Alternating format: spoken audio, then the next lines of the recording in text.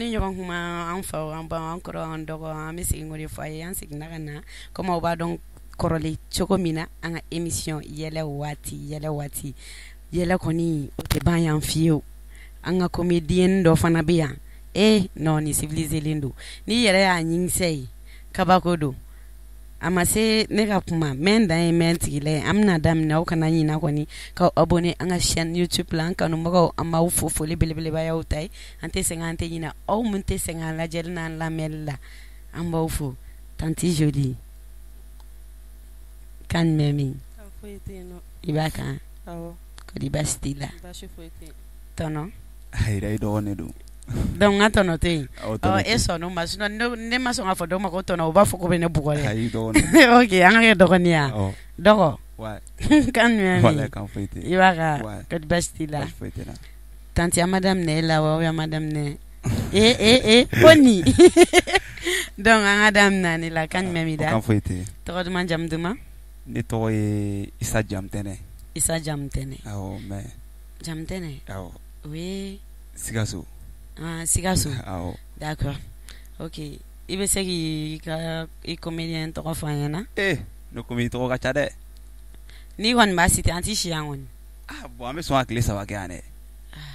kilancɛ fɛ i ka kilancɛ di ok fo ka tɛ n bɛ kilancɛ fɔ ne ka comédie tɔgɔ o b'a fɔ ne de ma MC Zikiri Wayo ele ma pɔkɛ muso naani den 40 mais dumuni fɛn tɛ baara fɛ ni fana tɛ ɲuman kɛ na numéro matriculé 666 me kan kɔnɔ me municipal ne jala sɔrɔ me ka fa ka yala c'est à jukɔrɔ mo yɔrɔ bɛɛ fɔ nori a ka hali n'a ma se moitié ma hali n'a ma se quart ma a ka ɲi ok bon fɔ bégéré dɔrɔn bégéré a banna ok d'accord problème t'a la parce que ne ɲɛ bɛ na nin tɔgɔ in tɛna na ban Mali cahier dun bɛna na ban a ka ɲi ok fo ba ten a ka ɲi mais ne ma da la ni fitini nama de kun tɛ zon ye dɔrɔn n'i ye tɔgɔ caman ye mɔgɔ o mɔgɔ la kana ɲɛɲini na zone don parce que n'a ye sonyɛli kɛ nin quartier la a bɛ taa quartier wɛrɛ la ka taa tɔgɔ falen ou bien sunkurutigɛ kun ka di ye bon sunkurutigɛ kun man di o man di ye bon i ye zon ye i kun ye zon ye ayi bon a fila dɔ la kelen ne kɔni don mi ko sɔn ye tɔgɔ caya tan parce que kɛlɛ kun man di ye trop bon a bɛɛ bɛ n'o ko kelen i tɛ ɲuman kɛ ne ma o da ok d'accord an bɛna tanti Jolie fɛ yen tanti i t'i tɔgɔ duman jamu duman fɔ n ye Kadijatu Tarawele d'accord comédienne tɔgɔ b'i la dɔw ko Badudu dɔw ko Lafol Badudu in o nana cogo di nun bara adama kuma yɛrɛ sera ka kɛ tan bara Badudu yɛrɛ filɛ nin 15 comédien 15 15 yɛrɛ de Badudu in dani la Badudu donc an bɛna to ka n'an ye dɔrɔn an b'a kɛ tan tɔ o tɛ wa ok Lafol nana cogo di Fatuya yɛrɛ de ka di ne ye kojugu ne yɛrɛ ye comédie yɛrɛ kanu mɔgɔ min kama nin Siya Siya Fatumata Jara donc ale ye Siya min joué o de diyara i ye quoi Siya diyara ne ye kojugu yɛrɛ ne bila comédie ko in yɛrɛ la o de y'i bila a la ok ala k'i tɛmɛ a la an ka ala deli ye kana k'a ɲɔgɔn ye mais i ka tɛmɛ a la an bɛɛ bɛ ala deli o de la d'accord mais Lafol pour que i ka kɛ Siya ɲɔgɔn i ma se k'a yɔrɔ ɲini k'a yɔrɔ dɔn fo ni yɔrɔnin na i b'a sira kan hali semaine tɛmɛnen Kirifa awɔ i y'a kuma fɔ n ye n bɛ formation dɔ la Kirifa fɛ yen nɔ o y'a wele n'a ka kuma téléphone yɛrɛ la d'accord ok Badudu i ko k'i ye ni Siya communiquera a yɛrɛ y'i hakili latigɛ k'a fɔ ko i n'a bɛ se ka ɲɔgɔn ye pour que i bɛ se ka don baara in kɔnɔna na yɛrɛ yɛrɛ n'Ala sɔnna n'a nataw la ok ala k'o nɔgɔya ala k'aw ka ɲɔgɔn yew nɔgɔya Badudu kabi e yɛrɛ donna nin baara in kɔnɔna na e ye faamuyali jumɛn de sɔrɔ a ta comédie yɛrɛ tagabolo la faamuyaliba de b'a kɔnɔ i bɛ se ka fitinin fɔ an ye yan hali ne ka vie yɛrɛ kɛcogo yɛrɛ la fɔlɔ a ye changement ba de don a la a ye changement don la ok mais kunun comédie kun bɛ kɛ cogo min ani bi ta yalima différence dɔɔni b'u ni ɲɔgɔn cɛ différence b'u cɛ différence jumɛn kunun comédie la n'u b'a fɔ ma ko ɲɔgɔlɔn ni kuma dɔ kun kan ka ɲɛfɔ dugutigi ɲɛna sisan mɔgɔw bɛ siran k'a fɔ ɲɔgɔlɔnbɔlaw bɛ fara ɲɔgɔn kan u b'a kuma kɛ ɲɛnajɛ fɛn k'a lase dugutigi ma nga bitain ako ka ca dɔɔni ako ka ca bibi na ni ko k'i ka ɲɛ sɔrɔ comédie yɛrɛ la ni i ma ni kunsi mɔgɔ ma bɛ sira wɛrɛ manamana ko ni fɛn ni dayiri la fɔlɔ ni ma o sira tɔgɔma n'u ye dɔrɔn i tɛ ɲɛ sɔrɔ ala la. Ok, faamuyali sɔrɔ la Badudu. Bon depuis donna kɔnɔ fo kana se bi ma ɲa dɔn i ye difficulté dɔɔni sɔrɔ a la. N y'a sɔrɔ a la. I ye difficulté famille na. A bɛ se ka kɛ n y'a sɔrɔ n b'a sɔrɔ tiɲɛ yɛrɛ la. Awɔ. N bɛ n cɛ fo nin yɔrɔ in na a bɛ n soutenir kojugu. Foli belebeleba bɛ d'a ma. Sani n ka nin baara in yɛrɛ daminɛ mɔgɔ min ye wari yɛrɛ bɔ a kun fɔlɔ n ka kalan kɛ. Awɔ. O ye ntɛnɛmuso n'o ye Kunba Kɔnɛ. Kunba Kɔnɛ. A man kɛnɛ bi an bɛ dugawu kɛ ala k'a kɛnɛya. Ala k'a kɛnɛya. Ala k'a nɔgɔya. N tun bɛ taa a formation suivre Maɲanbugu faso kanu na. Faso kanu na. D'accord. Nka an bɛ yɔrɔ min na ko bi. Awɔ. Tiɲɛna n cɛ ye n dɛmɛ la yɛrɛ yɛrɛ de. N cɛ ye n dɛmɛ wa sigiɲɔgɔn yɛrɛ bɛ n soutenir sabula olu bɛ n ka denmisɛnninw kɔlɔsi n kɔfɛ. Awɔ. Mais e ma taa formation foyi kɛ i n'a fɔ INA ou bien Balafasegi. Ayi ma se yen nɔ. Nka an bɛ ka formation suivre Kerifa fɛ yen. Ah ok d'accord. Ok. Ala k'a ɲɛ. An karamɔgɔ dɔ fana bɛ Kalabankura. Awɔ. Idrissa Fɔnba. Mhm. An bɛ ka kalan k'o fana fɛ yen nɔ. D'accord. A bɛ ɲɛnabɔ n'Ala sɔnna ma. Fɛn min ka di i ye i bɛ nɔ b'o la. Mais e yɛrɛ Badudu mun ye e yɛrɛ bila ka nin baara in yɛrɛ tiɲɛ don i ye siya kanu ka don a la. Mais est ce que ɲani ka don a la i y'a bila i kunna ni n donna nin na n bɛ nɔ bɔ nin na. Awɔ. Y'o bila i kunna. Sisan ni hakilina jugu bɛ mɔgɔ dɔw kunna sisan. Awɔ. Ne bɛna yɛlɛko ko min kɛ k'i la ne bɛna yɛlɛko ni min kɛ fitinin min k'i la nin. Awɔ. A bɛ kɛ sababu i ka hakilina jugu nin hali ni m'a bila tun i sigilen kɔni bɛ ka mun miiri i kɔnɔ o bɛ bɔ yen fɔlɔ. O kɔni o ye tiɲɛ ye. Ok, problème t'a la faamuyali sɔrɔ l'o la. Merci tanti Badudu. A yɛrɛ ɲuman na ko tantôt. Ok, petit. I t'i tɔgɔ fɔ n ye de wa? Begere sa. Begere. Ouais. I jɔ n bɛna hakili to a la parce que an ka classe cɛ dɔ tun b'an ka classe kɔnɔ o fournière de tun don quoi. Wale bi la o surnom de tun ye ko Begere. Ayi. Yɔrɔ. Mais i b'a dɔn o ta tun ye min ye wa? An ye 7e kɛ ka 8e kɛ ka 9e kɛ. An selen 9e tellement que bɛɛ b'a dɔn ko classe d'heure don. Bɛɛ sigilen don n'a ka fournière ye directeur nana ni bulletin de k'a bɛna bulletin di dɛ. Bɛɛ kɔni bɛɛ y'i ɲɛ jɔ a la k'ale de bɛna kɛ classe d'heure ye. A tɔgɔ welela quoi. A ye bulletin minɛ. A y'a ka bulletin minɛ yɔrɔ min na dɔrɔn a sinna ka wuli off juguw malo la. A kɛra mɔgɔw kɔnɔ ko ne bɛna kɛ classe d'heure de. Ne yɛrɛ sinna ka komi a kun ne ka di kosɛbɛ ne kɔfilɛ ne ko e Begere. N ko tuma i yɛrɛ ko tɛ mais e funɛ. N kunna wolola bi dɛ ne kɛra avant d'heure de. O y'a sɔrɔ min b'a kɛrɛfɛ a n'o de ye min b'a kɛrɛfɛ ja o de kɛra fournière ye ale kɛra avant d'heure ye. A ko funɛ n bɛ kelen f'i ye bi min filɛ ne kɛrɛfɛ o de kɛra fournière ye. Mon frère, merci beaucoup, hein, tu m'as remplacé. Mais à moi, corona classe B, ou à Jan classe B.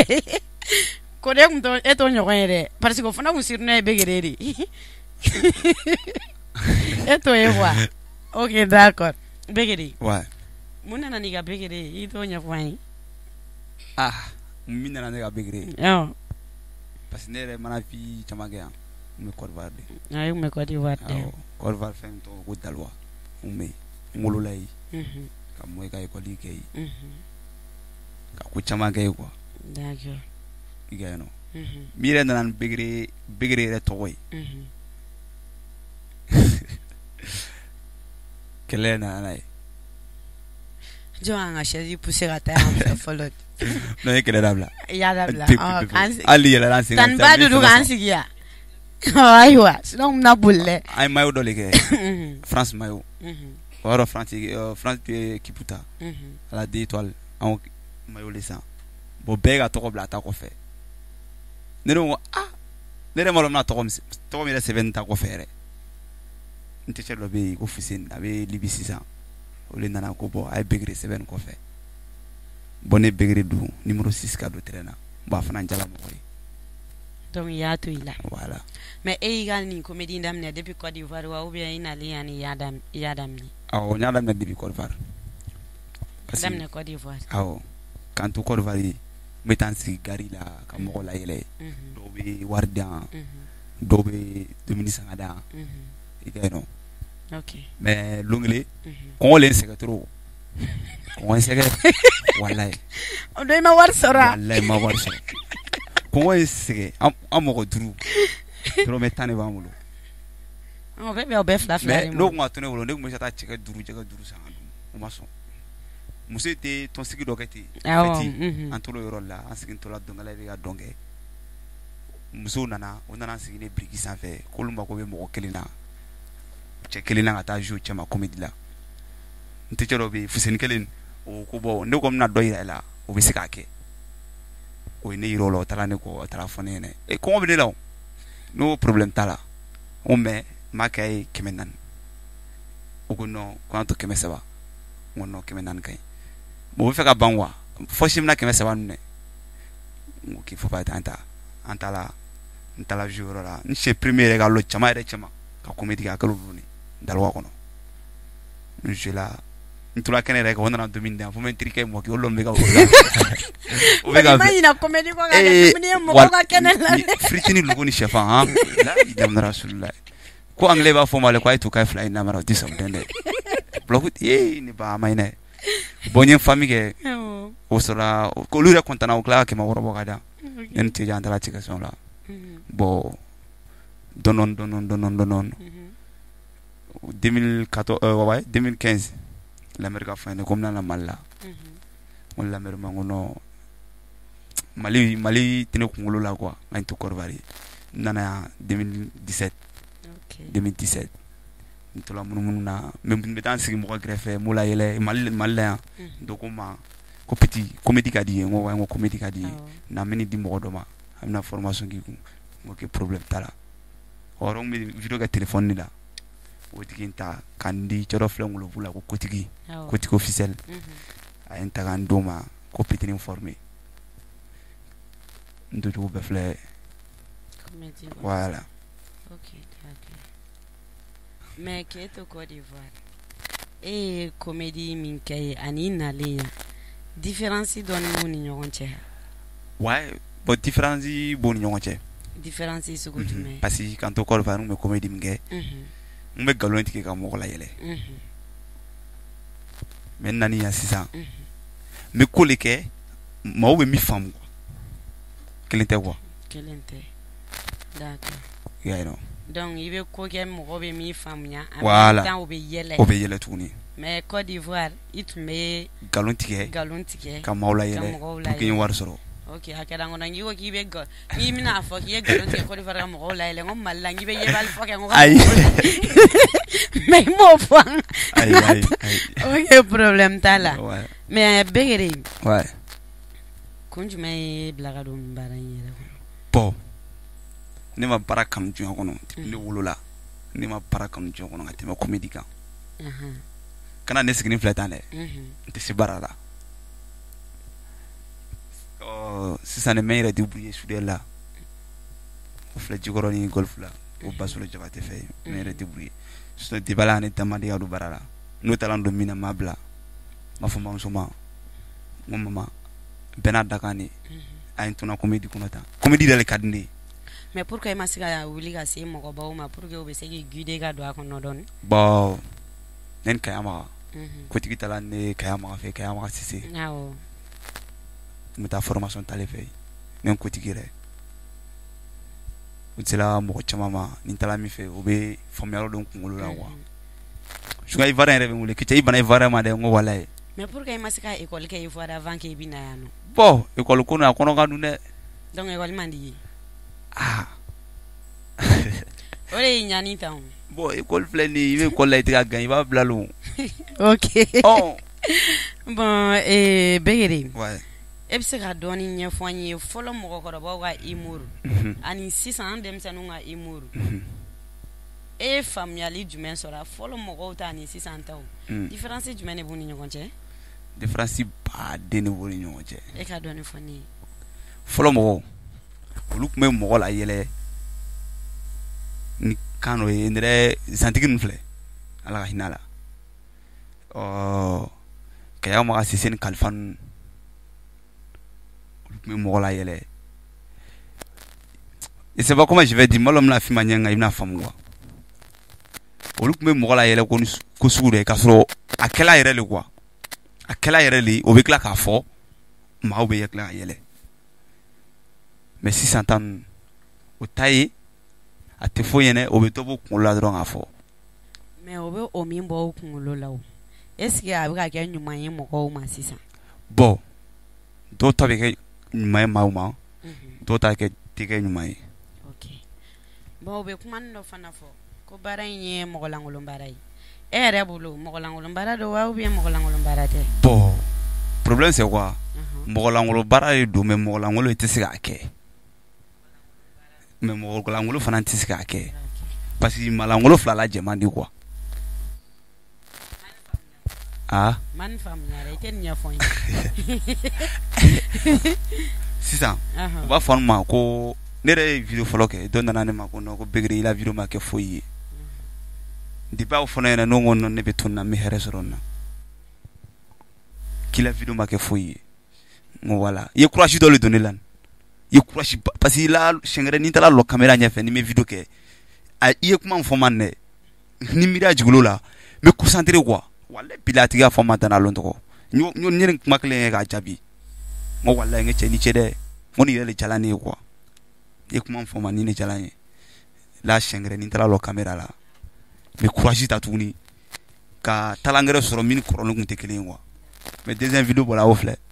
a ko Begere non i la ko sisan yɛrɛ a tɛ tɛmɛ na n'ala m'an fo i m'a fɔ ma dɔw fana b'a fɔ ko mɔgɔlankolon la anw ye mais ici anw ye mɔgɔlankolon ye anw bɛ ko min kɛ an tɛ se k'olu tɔgɔ fɔ a kɔnɔ quoi ayi anw bɛ barikadenw tɔgɔ fana video kɔnɔ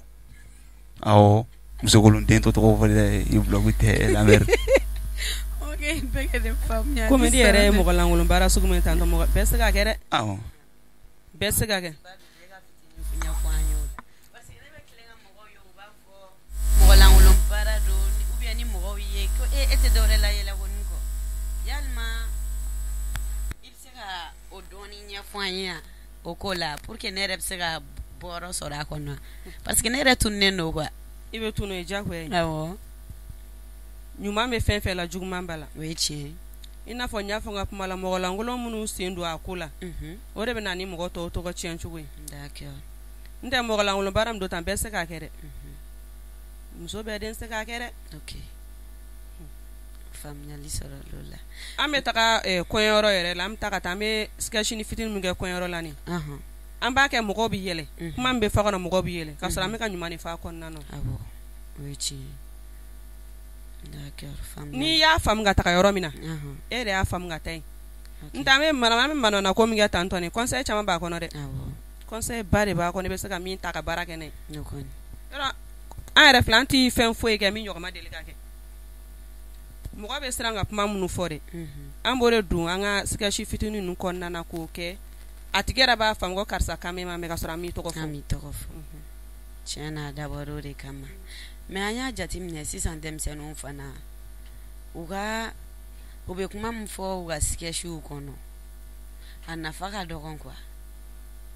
i bɛ taa sɔrɔ dɔgɔyalima bɛ a caman kɔnɔ mun na u ye wari de kanu ka tɛmɛ baara kan comédie in filɛ nin binga wuli de don don min na n'i ko k'i bɛ fɛn sɔrɔ i bɛ fɛn sɔrɔ a la nka n'i ye wariko bila i kun na ka tɛmɛ baara in kan dɔrɔn i tɛ se ka baara ɲuman kɛ o kɔni mais an bɛ don min na i ko bɛ wagati min na est ce que nafaba bɛ baara in na nafa b'a la nafa b'a la n'i y'a kɛ ka ɲa i bɛ sa i tɔgɔ tɛ tunu d'accord lasida ninnu n'u ɲɔgɔnna caman filɛ sa o tɔgɔ bɛ bɔlɔ mɔgɔ bɛ ka k'u ka junior ye fan bɛɛ fɛ awɔ n'i y'a kɛ ka n'i sera ka wari a kɔni a wari sɔrɔ man nɔgɔn dɛ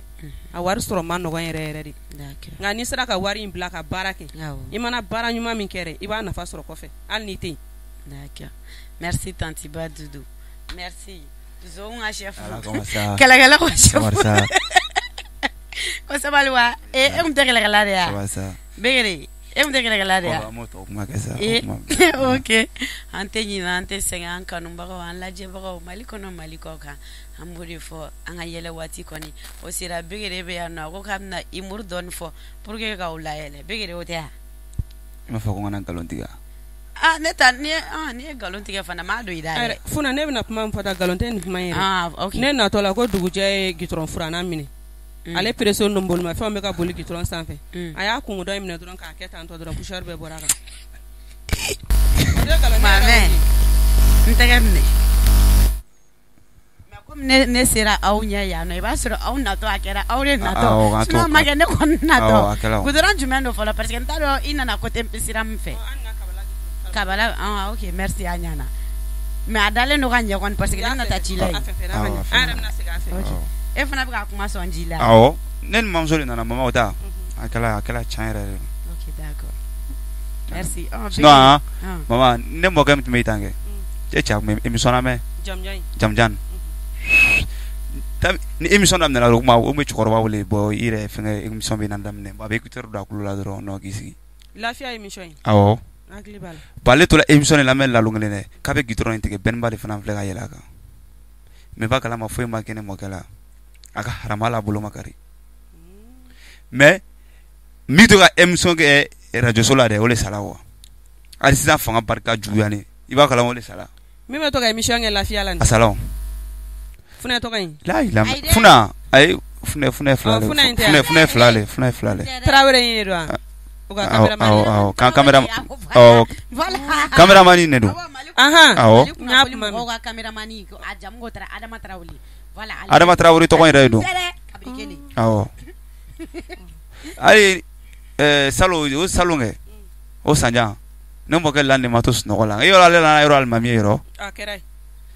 a tola alimami funɛ bɛ kuma kelen f'i ɲɛnɛ ale de lan tola ala le filɛ ka suko cala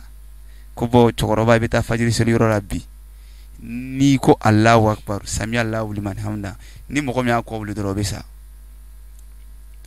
san dugu kɛ ne kun mɔkɛ filɛ ka taa an bɛɛ kɔ kelen kelen bon ni ko sami Allahu liman mɔgɔ si kana wuli dɛ parce que aw ka di ye an ko awɔ bon ne de fana filɛ ka wuli ka taa bɛɛ la fɛn fɛn bɛ seli misiri kɔnɔ ka bulu ka t'o bɛɛ la wuli n ko ne mɔkɛ ko sami Allahu liman hamda n ko mɔgɔ si kana wuli fajiri sela an wuli ka taa fajiri seli yɔrɔ la ne mɔkɛ ala kalan bɛɛ fɔ ka ban pewu ka fɔ Allahu akbar an bɛɛ an biri ko sami Allahu liman hamda mɔgɔ si ma wuli a yɛrɛ birinto la a ko fɔlɔ ko ma ko cɛ ko wuli kɛ fɔlɔ ko walayi ko n'ale wulila ko san pɛrɛ k'a faga ne mɔkɛ birinto la k'a fɔ an bɛɛ kɔ kurun na bɔ misiri kɔnɔ tan bi kɛ i b'a kalama bɛɛ kɔ kurun bɔla misiri kɔnɔ la mɔgɔ kɔ kurulen dɛ cɛ kurulen k'an ye tile 4 de kɛ an bɛɛ kɔ kurulen an bɛ ka tagama mais i b'a kalama e de ye mɔgɔw ka plan tiɲɛ bon ne mɔkɛ ne tɛ fɛ ale le sa fɔlɔ a ma sɔn ole ma ayi non i jo tɛ nin na o ye informé bɛ taa bɛɛ ne ye bɛɛ le lawuli e fana taara o fɔ bɛɛ a bɛɛ mais i ye escroc ye walayi yɔrɔ non i ye escroc yɛrɛ mais Taniba Dudu est ce que ale kan ka nin kɛ yan ka dugu bɛɛ kɛ kɔ escroc den yɛrɛ de don bon ale filɛ ne nana ko escroc den ko ne b'a la ale i bɛ taa sɔrɔ a ko bɛ i bɔra k'i mɔkɛ min ka kuma fɔ sa a ko b'o côté de ma ayi an fana ye kotigi de la dɛ kotigi fana tɛ tiɲɛ fɔ dɛ donc aw y'a y'ale de awɔ ok n bɛ nin video in ci a ma a b'a lajɛ donc ale de kotigi ma de ka ca fɔ a cɛ ma de ka ca fɔ diɲɛ kɔnɔ cɛkɔrɔbatɔ bulɔgu tɛ cɛ bɛ nkalon sugu min tigɛ donc o de ye kɛ tan a bɛ se ka kɛ kotigi y'ale kalan ale tɛmɛna kotigi la nkalon tigɛ ok oh merci beaucoup nin tun y'an ka yɛlɛ ye ka yira aw la an ka yɛlɛ waati nin kun y'o ye voilà Taniba Dudu an bɛ fɛ i ka foli belebeleba di i kanubagaw ma foli belebeleba n b'a di n bɛ Ala fo k'a barikada fɔlɔ k'an fa ni n ba fo k'an tɛnɛmuso yɛrɛ fo Kunba Kɔnɛ ani Aramata Keyita k'an sigiɲɔgɔnw fo foli belebeleba n tɛ sɛgɛn n tɛ ɲinɛ min na o ye furucɛ yɛrɛ ta ye Dugukolo Kulubali halisa a y'i minɛ ka ɲɛ n'i ye i bɛ k'a fo k'a fo se ka kelen dɔ y'i minɛ ka ɲɛ o tɛ yan ko dɔ bɛ yen ko dɔ bɛ yen o tuma o fana digir'e la a ma digi ne ba de don n'a digira mɔgɔ min na mɔgɔw ko ten k'o tigi ka sa o ka sa kɛ nka an bɛɛ ka jɛlen an ka bɛɛ ka jɛ ka dugawu kɛ ne tɛnɛmuso a ka kɛnɛya koyi Ala ka ne tɛnɛmuso kɛnɛya Kunba Kɔnɛ a bɛ kɛnɛya n'Ala ka jɛ ok wa na bon ne bɛ ne la fan ka ca dɛ ne la fan dɔw bɛ Ameriki dɔw bɛ Faransi Libi Algérie Maroc bon bɛɛ de l'aventure la yara biyama o bɛ tunga ni la yara biama me to ke ala ko bela jeni son parce que do be fa ji tege ka do Italie France bloqué me Libye Algérie Maroc na te ka siga sila soro ka do mo bela jeni me to ko bela jeni parce que an be demsen ni bo do fana me Abidjan do yɛrɛ be Malila mo bela jeni fo o e begre suteni ali kunu mo do mango no ngom la na tele so fune fe ko ala ki fune la numéro ta ka de ay ngwai te fune la numéro soro c'est ka fune ko fune anu ay te fune la numéro soro me kla ka mam so fo so ça va de awani amini Aisha de okay ci jan jam tena la la rosma denjale sikini vle grefe ni to ke men to bisa bankli blogute to ko in kainte ne mago foite to kola fo wala sa parce que efle ni mo to ba di ndo kala ban ci dedu fo wala awo okay ne mu nga bi émission nga yi daw la ko na nyina à la prochaine en kanu mo ko fu ka wala ni manu malikuna foli.tv bye bye bye bye